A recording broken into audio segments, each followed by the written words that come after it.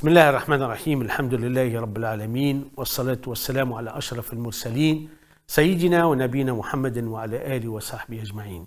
Nous sommes presque à la fin du mois de Ramadan. Il reste que quelques jours pour parachever, pour clôturer cette étape de notre vie, le temps que nous avons réservé pour nous rapprocher et pour pratiquer un des piliers de l'islam qui est le jeûne du mois de Ramadan. Il est important de rappeler que pendant ces jours en particulier, il y a Laylat al-Qadr. La nuit, non pas du destin, mais la nuit de la grandeur, la nuit du respect, la nuit de la mesure, puisque beaucoup, malheureusement, par une mauvaise traduction, j'oserais dire, le destin. En fait, en réalité, le destin a été prescrit depuis notre naissance, voire avant. Mais là, il s'agit de responsabiliser le musulman, d'inciter le musulman, d'inciter le croyant à observer cette nuit avec du recueillement, avec un élan de spiritualité, avec un repentir, mais surtout avec sincérité et honnêteté. On n'aura jamais la récompense. On ne va pas être couronné pendant la nuit de Qadr parce que Rabbi subhanahu wa ta'ala nous a réservé si on n'a pas été à la hauteur des prescriptions.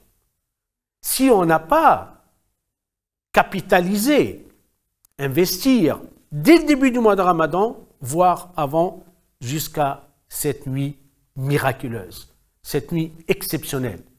Inna anzalnahu fi laylatil qadr. Wa ma adraka ma laylatul qadr. Laylatul qadri khayrun min alfi shahr.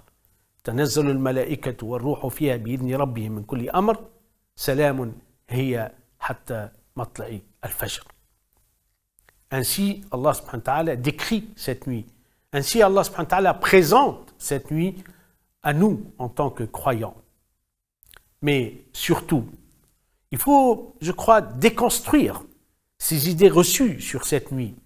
C'est une nuit où il ne va pas y avoir des miracles. Le seul miracle peut-être, c'est possible, c'est que moi, toi, il, elle, nous, vous, il avec S, chacun de nous se verra, chacun de nous se voit, va se voir dans un miroir. Il va se mesurer à la grandeur de cette nuit. Dans cette nuit, il y a beaucoup de choses qui vont se passer. C'est quelque chose, en fait, que Rabbi subhanahu wa ta'ala a réservé. Hein? C'est des secrets, c'est des merveilles, disons.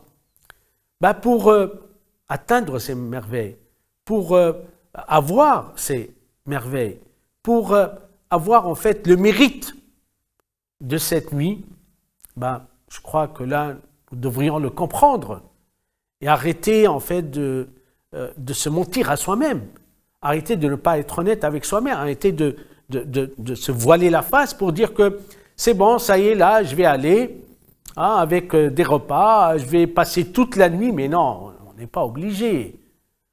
Personne ne nous oblige, en fait, de passer une nuit entière, et surtout lorsque l'investissement dans cette nuit n'est pas à la hauteur des attentes de la grandeur de cette nuit. Allah subhanahu wa ta'ala veut pour nous la facilité et non pas la difficulté. Mais Allah subhanahu wa ta'ala, fadluhu kabir. Les mérites d'Allah subhanahu wa ta'ala sont insaisissables, illimités, intemporels. C'est quelque chose d'exceptionnel. Donc, ça dépendra de nous, en fait, en réalité. La nuit, elle est là. Elle est à la disposition de tout le monde. Ses fruits, ses produits, ses merveilles, ses grâces, la clémence, la guidance, l'hidayah, l'assistance d'Allah subhanahu wa ta'ala, elle est là. Rien ne change. Mais ça dépend de nous. Ça dépend de notre pas. Ça dépend de notre effort. Ça dépend de notre sincérité. Ça dépend de notre intention. C'est l'intention qui va compter.